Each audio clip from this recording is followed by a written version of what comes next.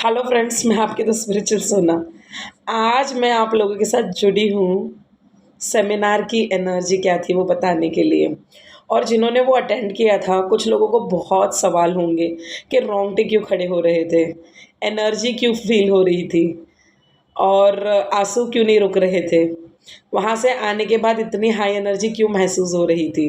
तो उन्हीं सवालों के जवाब मैं आज इस वीडियो के ज़रिए दूँगी, ताकि मैं और लोगों को इंस्पायर कर सकूँ कि जब कभी ऐसे सेमिनार्स होते हैं तो क्यों वहाँ आना चाहिए। तो इस फूल की कहानी मैं आपको बताऊँगी। तो एक वीडियो मैं अटैच कर रही हूँ, वो देख लीजिए। मैंने जल्दी में सब कुछ हुआ ना कि रिकॉर्ड नहीं कर पाई, लेकिन मैं जस्ट कैमरा सेट कर रही थी वीडियो बनाने के लिए सेमिनार के ऊपर।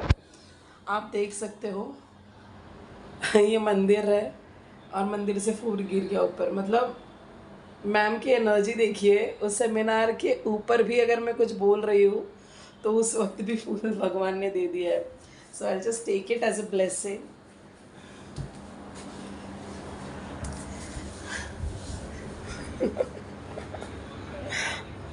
सो यही वो फूल है जो ऑटोमेटिकली गिरा। ना यहाँ कुछ है ना हवा है, क्योंकि एसी चल रहा है। सो जो मैजिक वहाँ हुआ था, तो उस मैजिक के बारे में जब मैंने सोचा कि लोगों को बताया जाए, तो भी सिद्धिविनायक ने फूल दे दिया। तो आप सोचिए अब कि क्या एनर्जी रही होगी उस वक्त उस हॉल में। तो जैसे ही मैम उस सेमिनार की तरफ बढ़े, जैसे ही हॉल के टूवर्ड्स उनके कदम बढ़ने लगे, गूज़बम्प्स तो ऐसे आ रहे थे, रोंगटे ऐसे खड़े हो रहे थे ना कि मैं बता नहीं सकती। So I am a reiki master, तो मुझे एनर्जी बहुत अच्छे से महसूस होती है, क्योंकि मैं 5 साल से ये प्रैक्टिस कर रही हूँ। तो मेरे पाँव से लेके सर तक जो वाइब्रेशंस जा रहे थे ना, वो मैं बता नहीं सकती, आँखों से आँसू रुक नहीं रहे थे। तो क्या था उस दिन में ऐसा ख़ास? क्योंकि मैम की energy, she is already in a 5D world. तो जो मैम की एनर्जी थी ना, वो मैं बोल नहीं सकती। और पता है इतने मिरेकल्स हो रहे थे ना, एनर्जी तो सबने फ़ील की। बहुत लोग थे जिन्होंने जैसे कुछ सेशन थे जिसमें मैम ने किन्हीं गिने चुने लोगों को बुलाया था उनके इम्पल्स बेस पे।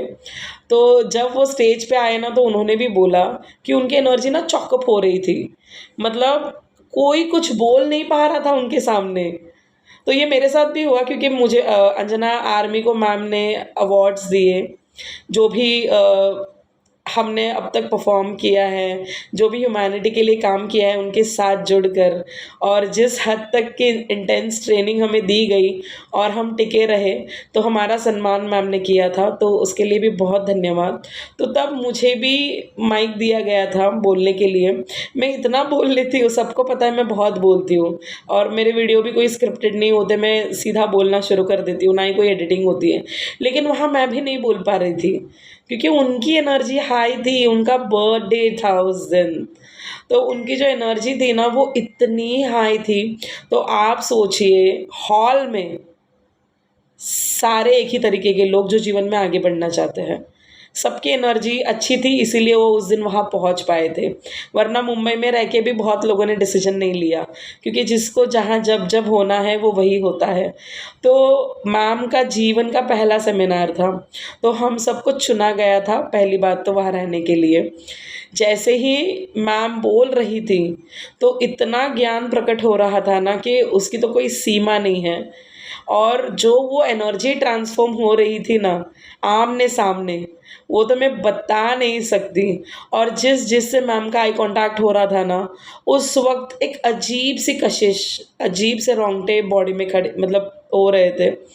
सो जो दिन था ना, वो इतना लाजवाब था। तो आप सोचिए, सारे एक ही प्रकार के लोग इतने हाईएस्ट एनर्जी वाले पर्सन के साथ एक हॉल के नीचे अगर रहेंगे, तो उस हॉल की, उस बिल्डिंग की क्या एनर्जी ब्रह्मांड में जा रही होगी। ब्रह्मांड से भी वो हॉल दिख गया होगा। तो इसीलिए साक्षात गणपति जी भी पधारे थे।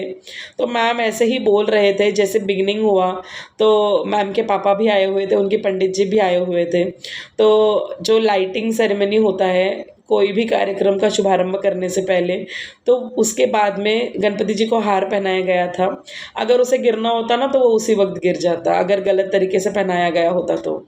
लेकिन मैम ने यहाँ शब्द बोले हैं और वहाँ वो हार गिरा है, और हॉल में जितने लोग थे ना सबने वो देखा है। तो ये होता है सेमिनार का कमाल। तो मैं बता नहीं सकती कि कौन-सी एनर्जी लेकर हम लौटे हैं।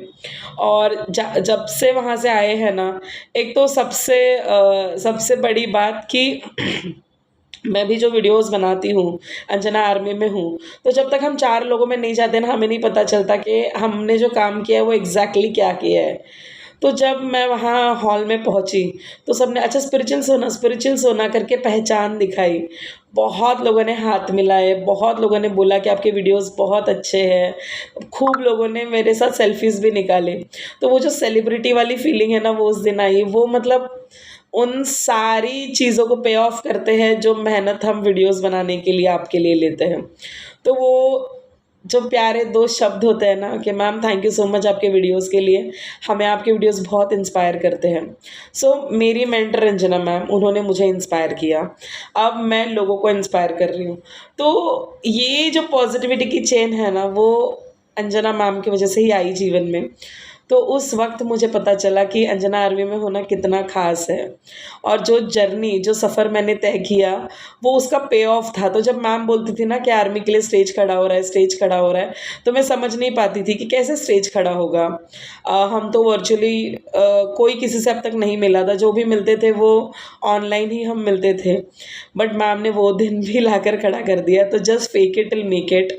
और ये सच में काम करता है, क्योंकि वो इवेंट अनप्लैन्ड था, क्योंकि मैम ने भी जस्ट सोचा था और वो हो गया। तो कोई भी चीज़ें 2 बार होती है, एक बार आपके दिमाग में और एक बार रियलिटी में। तो जो मैम बोलती है, सिखाती है, उसका वो साक्षात उदाहरण था। आप देख सकते हो अभी तक मेरा थ्रोट चक्रा वैसा ही है। सो इसलिए मेरी आवाज़ थोड़ी-सी दबी-दबी है। सो जो एनर्जी हम वहाँ से लेकर आए हैं ना, वो बता नहीं सकते।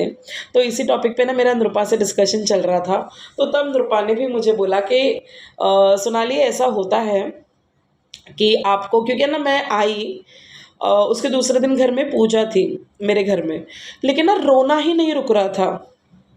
और वो दुःख वाला रोना नहीं था, वो खुशी वाला रोना था। लेकिन रोना क्यों आ रहा है वो पता नहीं था, तो उसकी अनफ़ोल्डिंग मुझे नृपा ने कर दी। तो नृपा दूर से आई थी, तो मैंने उनको फ़ोन किया था कि आप पहुँच गए सही से? तो तब हमारा डिस्कशन काफ़ी देर तक चला कि आपको भी वही हो रहा है जो मुझे हो रहा है? तो उसने कहा कि हाँ, तो वो योगा का भी अभ्यास कर चुकी है। तो उसने बताया कि जब हमारे कार्मिक ब्लॉकेजेस क्लियर होते हैं ना, तब हमें रोना आता है, क्योंकि हम है ना रिलीफ फ्री हो जाते हैं। मतलब हम कुछ गठड़ियाँ, जैसे मैं कली हनुमानी के हिसाब से बताती हूँ, कर्मों की और इच्छाओं की पोटलियाँ हम इस जन्म में लेके आते हैं। बाकी तो हम उस जन्म से इस जन्म में कुछ नहीं लेके आ सकते, एक सादा चम्मच भी हम नहीं लेकर आ सकते। तो हम कार्मिक बंधन लेके आते हैं। तो वो ब्लॉकेजेस ना उस दिन सबके क्लियर हो रहे थे, इसीलिए सबको इतने रोंगटे खड़े हो रहे थे और बार बार रोना आ रहा था। तो मैं घर आके भी मैं खूब रोई, लेकिन वो खुशी के आंसू थे, और कुछ तो हल्का-हल्का महसूस हो रहा था। तो वो सेमिनार की एनर्जी ऐसी थी, मैम की एनर्जी ऐसी थी ना कि सबके कर्मास भी क्लियर हो गए। तो इतना मज़ा आया, इतना मज़ा आया, और जो फ़ायदे के बारे में मैम ने नॉलेज दिया that was out of the world. तो सभी के लिए वो किताबें अवेलेबल होती है दुनिया में, लेकिन उसको जिस तरीके से मैम समझा देती है ना, जैसे समझ लो कि वो चना सिंगना ना जस्ट एक फ्रेम, मतलब एक वर्ड में बताना चाहती हूँ कि इतनी डिफ़िकल्ट चीज़ को भी मैम आसानी से चुटकियों में समझा देते हैं। तो आप सोचिए कि क्या एनर्जी रही होगी, और वहाँ से आने के बाद सिर्फ़ गुड न्यूज़ मिल रहे हैं, सिर्फ़ गुड न्यूज़। तो सच में वर्थ था वहाँ जाना, वहाँ रहना, मैम की एनर्जी लेना, और हम लकी थे कि हम वहाँ पहुँच पाए। तो तब हमें पता चला कि वहाँ जब जो थे ना, वो सब चुने हुए लोग थे, क्योंकि उन्होंने उस दिन मैम को चुना था। तो आप सोचिए आगे सबका फ्यूचर क्या रहेगा। तो ये भी उसका ही एक छोटा-सा एग्ज़ाम्पल है ना कि मैंने बस सोचा कि इस टॉपिक पे मैं वीडियो बनाती हूँ और फूल गिर गया। तो गिरने के लिए 10 मिनट पहले गिर जाता, 15 मिनट पहले गिर जाता। जब मैं कैमरा सेटिंग कर रही थी तभी क्यों गिरा? तो कोई तो शक्ति है जो उस वक़्त वहाँ मौजूद थी, राइट? सो वो गणेश जी ही थे।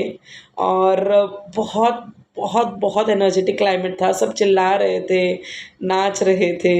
और पता है सबसे ख़ास बात मैं बताती हूँ, अंजना मैम पैसों के लिए कभी काम नहीं करती। आप सोचिए वो इवेंट करने में कितना पैसा लगा होगा। ये तो मैं बस मेरा थॉट प्रोसेस बता रही हूँ, क्योंकि इतने बाउंसर्स, इतना कोऑर्डिनेशंस, इतने माइक्स, इतनी लाइट्स, इतना सेटअप, है ना? बट वो सारी चीज़ें कर भी उन्होंने यूनिवर्सल सीट्स रखे, है ना? मतलब वो चाहती थी कि ज़्यादा से ज़्यादा लोग जुड़ें। और सबसे पहला मिरेकल उन्होंने एक मैजिक किया था, वो मैं नहीं बताऊँगी, क्योंकि आगे जब कभी आप करोगे सेमिनार अटेंड तो आपको वो ज़रूर काम आएगा। लेकिन जो एग्ज़ाम्पल्स उन्होंने सेट किए ना, वो दिमाग से अब तक नहीं जा रहे हैं। इतना बाय गॉड मज़ा आ गया, सच में इतना अच्छा लग रहा था ना कि मैम ने लोगों का सोचने का तरीका बदल दिया उस एक एग्ज़ाम्पल से। मैं सोच रही थी कि अरे लोग क्या सोचेंगे?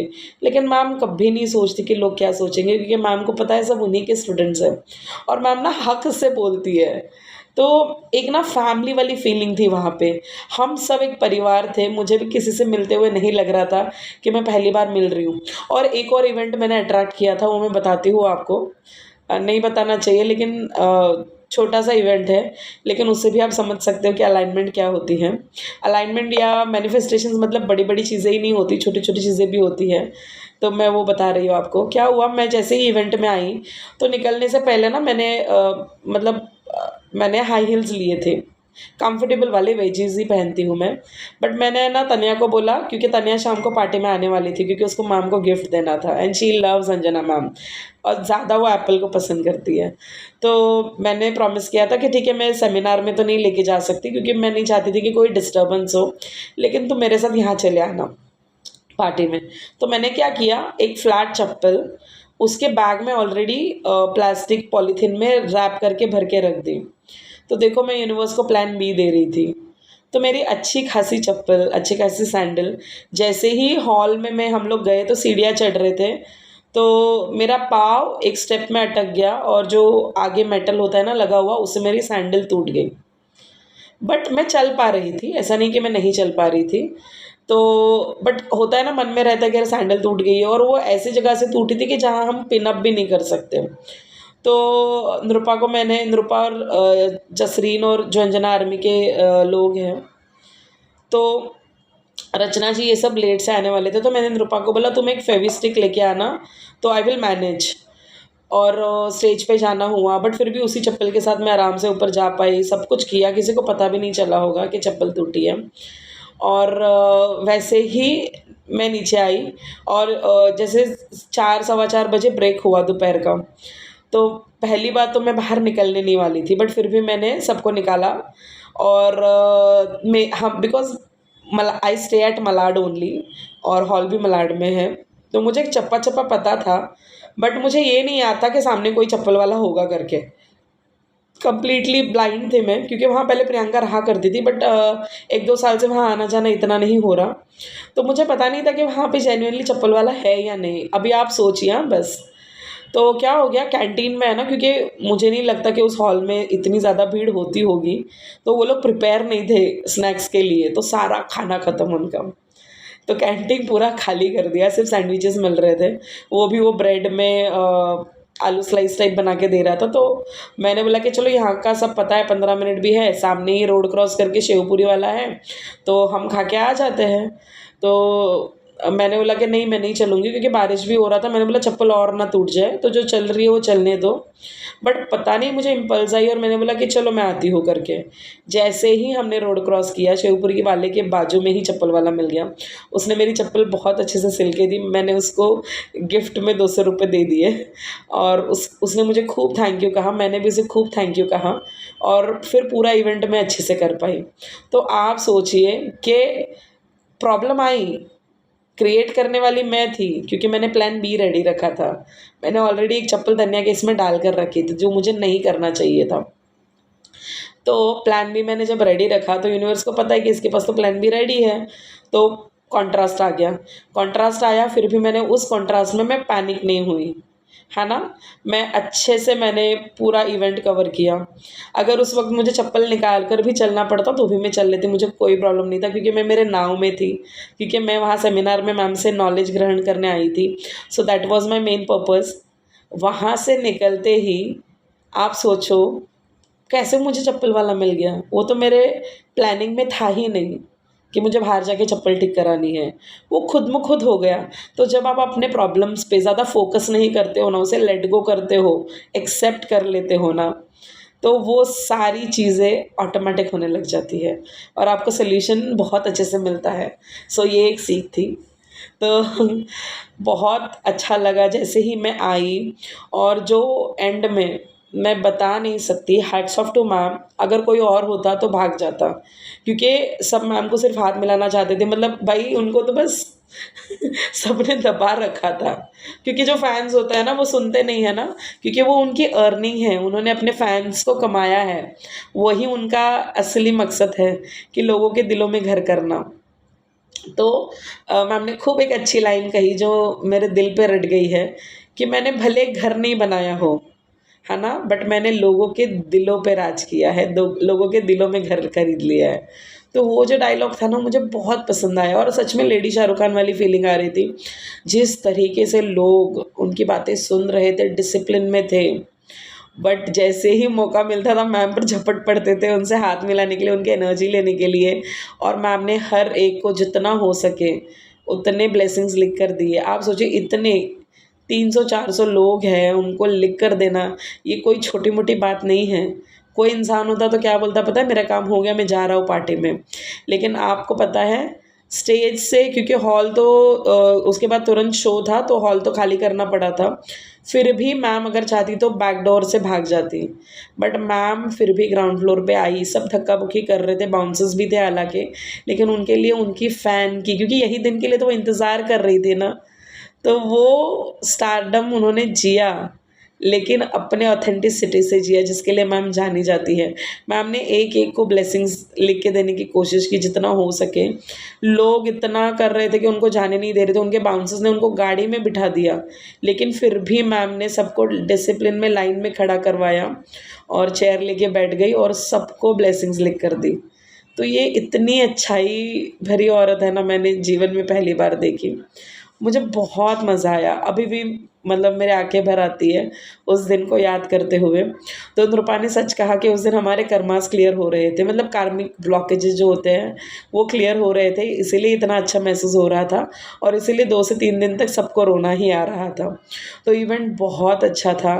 नेक्स्ट टाइम सेमिनार को मिस मत करना, क्योंकि वो जो एनर्जी होती है ना, वो शब्दों में नहीं बताई जा सकती, लेकिन खूब मज़ा आया।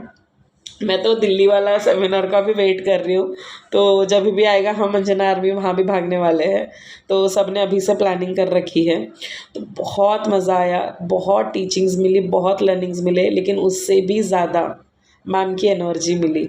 और उस बंदी को जितना भी पास से जानने का मौका मिलता है ना, उनका एक अलग ही रूप सामने आता है, जो कहीं बिजनेस माइंडेड नहीं है। She just a simple woman with a kind heart, and बोलते हैं ना कि उन्होंने डिवोट कर दिया है, उन्होंने अपने आप को समर्पित कर दिया है अपने स्टूडेंट्स के प्रति। तो बहुत अच्छा लगा वो एनर्जी लेके। मुझे भी बहुत मज़ा आया जब लोगों ने बोला स्पिरिचुअल सोना, स्पिरिचुअल सोना, मेरे साथ फ़ोटो निकाले, तो सेलिब्रिटी वाला फीलिंग आया। तो यही होता है ना कि जब आप वीडियोस बनाते हो, अच्छा काम करते हो, लोग उसे रिकॉग्नाइज़ करते हैं, तो बहुत मज़ा आता है। तो ये था उस दिन के बारे में। और आप सोचो कि उस दिन ब्रह्मांड में क्या एनर्जी गई होगी। सबको ऊपर पता चल गया होगा कि नीचे बहुत बड़ा को क्रिएशन हो रहा है ना? तो क्योंकि एक ही वक्त एक और इंसिडेंस बताऊंगी, रुकिए। एक ही वक्त इतने सारे लोग एक ही टॉपिक को लेकर जब साथ में आते हैं ना, तो इवन बाइबल में भी कहा गया है कि एक एक ही वक्त 2 से ज़्यादा जब लोग साथ में आते हैं और प्रेयर करते हैं तो वो इच्छा जल्दी ग्रांट होती है। तो आप सोचो 500-600 लोग थे, उनमें अगर इच्छाएँ सबकी लिखी गई है, माँगी गई है, तो वो तो पूरी हो ही चुकी है, अभी समझ लेना। और एक और किस्सा बताती हूँ। एक पर्सन आए थे वहाँ पे, जो अभी अंजना आर्मी 5 में आपको दिखेंगे। तो जेंट्स कम होते तो आप पहचान लोगे उनको। तो उनका नाम कुछ सरनेम कौली था। तो वो ना ब्रेक में ही पूछ रहे थे कि अंजना आर्मी में आने का क्या मतलब क्या क्राइटेरिया होता है, फॉर्म कहाँ होता है, तो सब हमने उनको बता दिया। तो वो ना इवेंट में सबके पीछे पड़ गए थे कि उनको अंजना मैम से मिलना है करके, उसको आर्मी 5 का फॉर्म भरना है। तो ये बात किसी ने मैम को नहीं बताई थी क्योंकि पॉसिबल ही नहीं है इतने बड़े इवेंट में ये छोटी सी बात उनको जाके बताएं, क्योंकि आर्मी का फॉर्म तो बहुत लोगों को भरना होता है। बट आप सोचो, जब वो हॉट सीट वाला, क्योंकि ये इंस्पायर्ड बाय इब्राहिम हिग्स था, तो हॉट सीट वाला जो सेशन शुरू हुआ, मैम ने उसी बंदे को उठाया। तो यही होती है एनर्जी। आपको पता है जब हम पार्टी में इतनी बड़ी पार्टी रखी थी और मैम का बर्थडे वाला दिन भी था, तो कोई भी इंसान चाहेगा ना अपने फैमिली और फ्रेंड्स को टाइम दे। और डायमंड वाले इतने दूर से टिकट कटा कर आए थे, तो सब मैम का वेट कर रहे थे। 9 साढ़े 9 बज गए, कुछ लोग निकल भी गए क्योंकि उनकी फ़्लाइट्स वगैरह थी। लेकिन आप बिलीव नहीं करोगे कि मैम वहाँ लोगों को ऑटोग्राफ और ब्लेसिंग्स लिख कर देने में बिज़ी थी। एक एक जन को मैम ने ब्लेसिंग्स दी है। तो इतना नेक दिल इंसान कौन होता है, आप मुझे बताइए इस दुनिया में। तो वो उनकी टीचिंग्स थी कि डायमंड वाले भी नॉर्मल थे, जिसको अपने हिसाब से जाना था वो निकल गए। तो 3-4 लोग जो थे जो पार्टी जल्दी छोड़कर चले गए। लेकिन मैम की जो एंट्री हुई ना पार्टी में, 10 बजे वो बंदी आई है, 10 साढ़े 10 बजे वो बंदी आई है। उसके बाद उन्होंने केक काटा है, वहाँ पे भी डायमंड वालों के साथ वक्त बिताया। जो डायमंड टिकट्स वाले थे ना, उन सबसे 2 घंटा बातें की है। सबको लिख लिख कर ब्लेसिंग्स दी उनको भी। और बहुत लोग सफलता का बैंड लेके आए थे, मतलब अंगूठी, और उन्होंने मैम के हाथों से पहनी सफलता का बैंड और ब्लेसिंग्स भी ली। और पता है नीज़ पे बैठ के ली। तो यही तो कमाई है ना मैम की, कि लोग उनके सामने नीज़ पे बैठ रहे हैं, प्रपोज लोग करते हैं। इनको तो पूरी दुनिया नीज़ पे बैठ के ब्लेसिंग्स मांग रही है। तो वो जो दिन था ना, मैं बता नहीं सकती, उसका मैं एक स्पेशल वीडियो एक और डालूंगी, क्योंकि मैं ज़्यादा से ज़्यादा लोगों को बताना चाहती हूँ कि हाँ सच में उस दिन में बहुत मैजिकल चीज़ें हुई। और वहाँ पे भी मैम सबको ब्लेसिंग्स दे रही थी। तो मैम ने एंडिंग में अंजना आर्मी से बात की सबसे लास्ट। तो मैम है ना सबको इक्वली ट्रीट करती है। अगर मैम चाहती तो सिर्फ गोल्ड वालों से बात करती या डायमंड वालों से बात करती, लेकिन मैम ने यूनिवर्सल वालों को भी ब्लेसिंग्स लिख के दी। तो ये उनका मन है, वो कभी अपने स्टूडेंट्स में फ़र्क नहीं करती।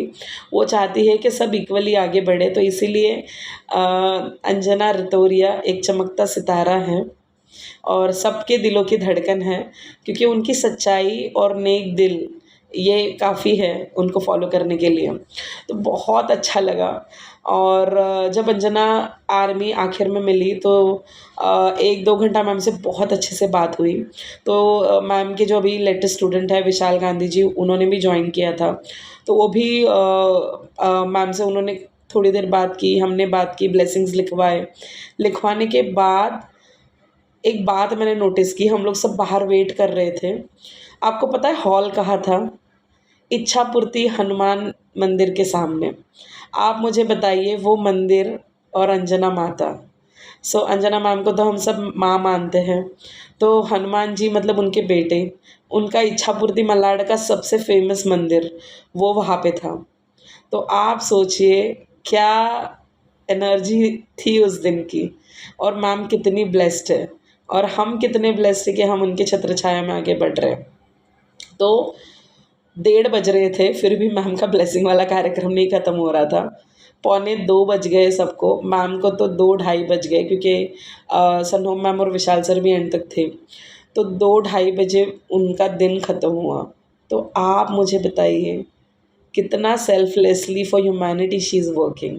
उनका काम था पैसे लेके भाषण दे के वहाँ से चली जाती, लेकिन नहीं, उन्होंने अपनी एनर्जी सबको दी, पकड़ पकड़ कर दी। तो यही उनकी खासियत है कि वो लोगों के बरकत के लिए काम करती हैं, इसीलिए उनको इतनी बरकत मिलती है। और मैं भी यही चाहूँगी कि मैम को बहुत लंबी उम्र मिले, हम सब उनके साथ जुड़े रहे। और बहुत ख़ास था दिन, बहुत मज़ा आया। तो अगर अगली बार सेमिनार है तो मिस मत करना, क्योंकि ये जो एनर्जी होती है ना, ये आपको बाद में पता चलेगा कि क्या खेल कर आएगी। तो जब से मैं आई हूँ वहाँ से, वो एनर्जी को फ़ील कर रही हूँ, गुड न्यूज़ को फ़ील कर रही हूँ। और ऑफ़िस में भी काफ़ी चेंजेस आए हैं।